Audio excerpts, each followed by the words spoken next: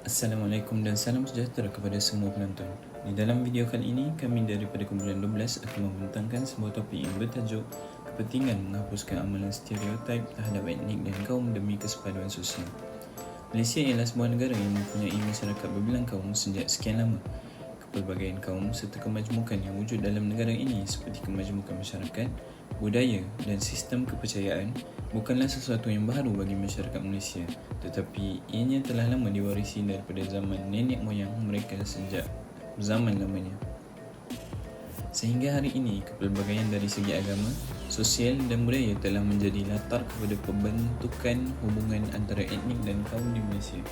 Kewujudan masyarakat majmuk ini telah melahirkan suatu suasana percampuran antara kaum yang mana membolehkan mereka untuk menjalinkan hubungan kerjasama antara pelbagai kelompok atau kumpulan untuk saling berkongsi unsur-unsur kebudayaan masing-masing yang digelar sebagai kesepaduan sosial. Walau bagaimanapun, terdapat sesetengah pihak yang mengatakan bahawa kelainan serta perbezaan ini boleh menjadi penghalang kepada sebuah perhubungan dan persefahaman antara kaum dan etnik yang harmoni dan bersatu padu.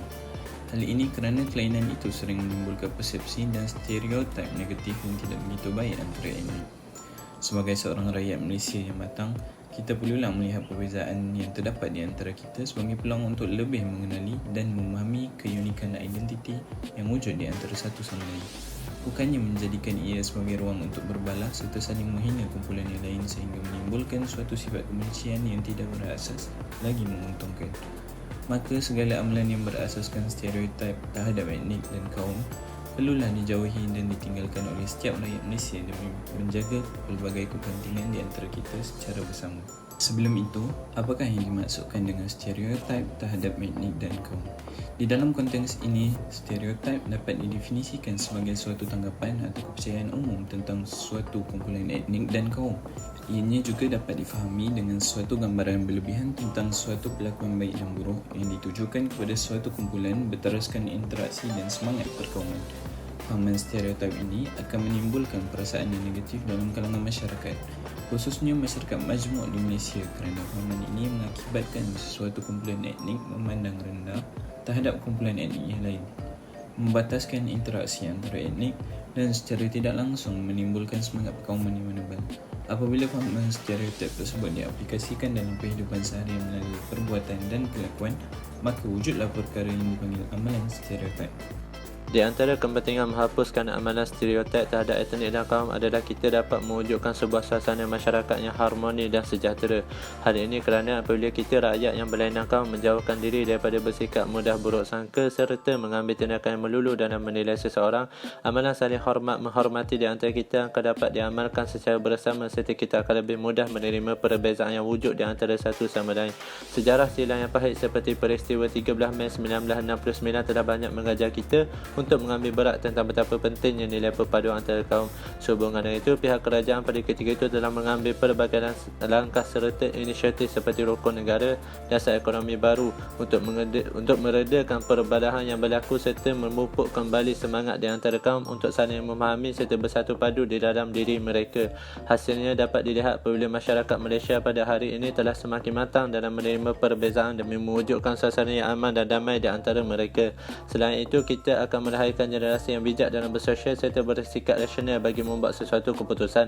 Rakyat Malaysia harus sedar bahawa menjaga kepentingan ini amat perlu dititik beratkan kerana mereka yang digelar generasi muda merupakan individu-individu yang bakal mewarisi tampuk kepimpinan dan pentadbiran negara pada masa hadapan. Oleh itu, kita sebagai orang yang lebih tua telah memiliki pelbagai pengetahuan serta pengalaman tentang keburukan dalam peramalan stereotip terhadap etnik dan kaum. Kesimpulannya, masih terdapat pelbagai kebaikan dan manfaat yang mampu diperolehi jika sekiranya kita meninggalkan sebarang amalan-amalan stereotip terhadap etnik dan kaum ini. Hal ini demikian kerana peramalan stereotip ini langsung tidak berasaskan sebarang fakta bagi menyokong perbuatannya, malah tidak jelas dari sudut matlamat yang ingin dicapai. Di samping itu, kita juga hendaklah memberi sokongan penuh terhadap idea-idea pihak kerajaan dalam usaha menyatu padukan setiap lapisan masyarakat dengan cara melibatkan diri serta mengajak masyarakat setempat untuk menjayakan program-program yang mampu mendekatkan lagi hubungan sesama rakyat Malaysia yang tercinta tanpa mengambil kira perbezaan asal-usul di antara mereka. Pengajarannya, fahaman stereotip tidak wajar untuk diamalkan dalam kehidupan sesebuah masyarakat majmuk kerana akan menjadi penghalang kepada kesepaduan sosial. Sikap prejudis dan merendahkan martabat dan maruah orang lain mampu mencetuskan perbelahan antar kaum jika tidak dibendung dari peringkat awal. Pemahaman yang baik terhadap sejarah pembentukan masyarakat yang berbilang etnik dan kaum memulihkan diri untuk lebih memahami perbezaan cara hidup serta percampuran budaya di dalam negara. Semangat cinta akan perpaduan antar kaum dan bangsa mampu membentuk sebuah masyarakat yang berdaya saing serta saling bekerjasama bagi menuju ke arah kemajuan negara agar dipandang tinggi di mata dunia.